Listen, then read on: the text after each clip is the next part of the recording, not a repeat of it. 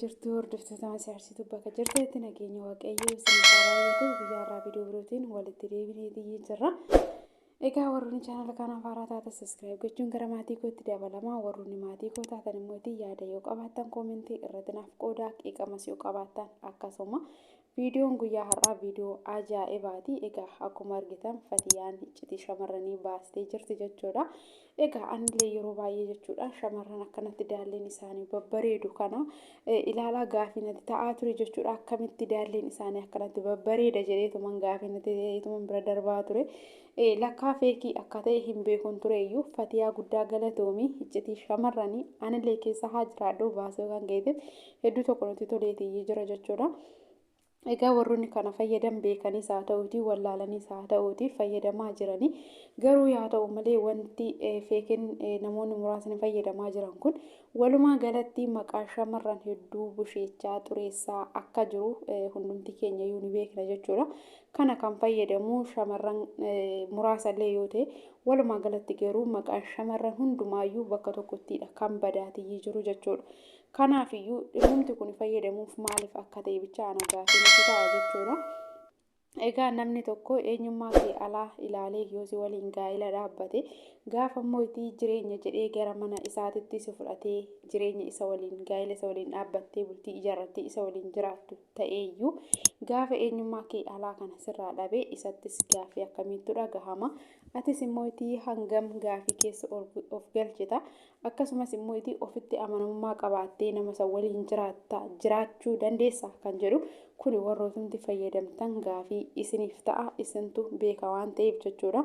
Garuu immoo itti warroonni tanaan dura hin fayyadamin wanta feekii ta'e tokko osoo fayyadamuu baattanii gaarii natti fakkaata jechuudha.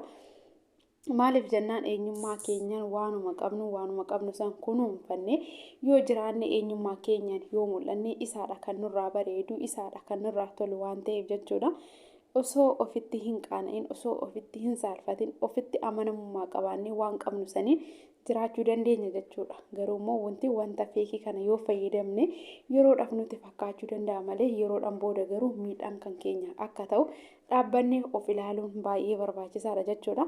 Shamarri takka osoo dhiirri tokko eenyummaa kee alaa kana sirraa jaalatee si waliin gaa'ela dhaabbate eenyummaa har'aati alaarratti qabdu kana sirraa dhabe atis gaafii keessa galtaa innis ofitti amanamummaa sirraa dhaba. Walumaa galatti jaalalli isin gidduu jiru sun ni bada jechuudha. Kanaafiyyuu atis ofitti qaana'uurraa ofitti amanamummaa dhabuurraa ofitti gadduurraa jireenyas jettee jireenya eegaltee jireenya kee boruutillee balleessuu irraa har'uma dhaabbattee osoo of ilaalte baay'ee tokko gaarii natti fakkaata jechuudha. Walumaa galatti maqaa shamarran hundaati kan badaatii jiru. Egaa kana booda shamarran daallee qabdi jedhame takka akka hin amannellee nu taasisaatii jira. Garuu mootii kun gaarummaa hin qabu. Kanaafiyyuu dhaabbadhaati of ilaalaa wantoonni feekin yeroodhaaf malee yeroodhaan booda nu hin fayyadani akkasumallee mootii aarsaa isin kafalchiisuu danda'a jechuudha. Kana jechuun warra fayyadaman qofa dhaafan kana dubbadhu warrooti kana fayyadamtin iyyuu yeroodhaaf malee yeroodhaan booda aarsaa isin kafalchiisuu danda'a jechuudha. Akkasumallee warroonni dhiiraa immoo itti jechuudha asirratti shamarreen takka daallee ishee ilaaluu osoo hin taane eenyummaa shamarran sanii keessa ishee ilaaluun baay'ee barbaachisaadha jechuudha. Egaa sa'aatii feekiin wanti dhugaarratti hin hundoofne kana baay'ate keessatti jechuudha.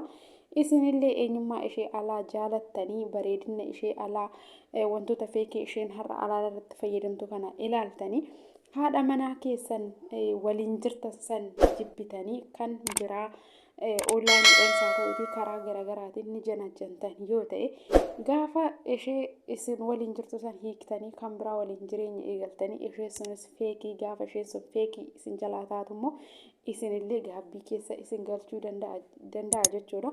Yeroo baay'ee warroonni dhiiraa wanta ijaan argan tokkodha kan isaan amananis kan isaan gammachiisu jechuudha. Keessattuu warroonni dhiiraa baay'ee daallee shamarranii ni jaalatu. Kanaafidha shamarran illee warroota dhiiraa gowwoomsuuf jecha waan akkanaa waan fayyadaman fakkaatu jechuudha. Kanaafiyyuu warroonni dhiiratillee daallee irraa xiyyeeffannoon isin qabdanii gaafii xiyyeeffannoon isin qabdanii gaafii keessa isin galchuu qaba jechuudha. Kanaafiyyuu garuu warri shamarranii baay'ee tokko nu qaanessaa jirtu baay'ee tokko ofitti amanamummaa nu dhoowwaa jirtu. maqaa muraasni shamarran muraasni fayyadamaa jiraniif jechuudha. Kanaaf eenyummaa keessaniin boona kan eenyummaa ofii caalu hin jiru. Har'aaf sitti toluu danda'a, har'aaf si gammachiisuu danda'a, boru garuu jireenya kee keessatti illee aarsaa guddaa si kafalchiisa waan ta'eef jechuudha. Innaa har'a uffachuu barattee har'a kanatti bareeddee bahuu baratte gaafa tokko garuu kana ofirraa baastee gaafa baatu ofitti illee amanamummaa hin qabdu, ofumaa keetii ofitti qaana'uu dandeessa jechuudha. Maaliif wanti har'a ati baratte kun sitti barata waan ta'eef jechuudha. Sitti baratee jira gaafa isa ofirraa dhabdu sitti hin tolu waan ta'eef nutti hin tolu waan ta'eef jechuudha. Kanaaf wanta feekii haadhiisnu waanuma qabnu waanuma xiqqishuu qabnu san teenyuma san keenyuma san waan kamiyyuu haa ta'uti isuma yaa kunuunfannu malee waan biraan barbaachuu dhiisuu irra ija keenya haa qabannu. Kuni gaarummaa hin qabu. Egaa yeroo feekii ta'e yerootu badaa ta'e jechuu hin dandeenyu. Kan badaa ta'e numaadha waan ta'eef jechuudha. Sababbiin isaa wanta badaa irraayis wanta gaarii irraa wanta gaariis gochuu kan danda'u numa, wanta badaa irraayis kan of dhoowwuu danda'u numaadha waan ta'eef jechuudha. Kan of taqoxaaxaruu danda'u wanta kamirrattiyyuu nuyi waan ta'eef jechuudha. Egaa viidiyoon kiyya guyyaa har'aa kana fakkaata. Hanga viidiyoo birootiin walitti deebinutti turtii gaarii isiniif haa ta'u. Warroonni chaanaala kanaaf haaraa taatan subscribe gochuun gara maatii kootti dabalamaa. Dogongora yoon qabaadhe wantan sirreessu yoon qabaadhe yaadaaf qeeqama keessan koomentii irratti naa teessisaa.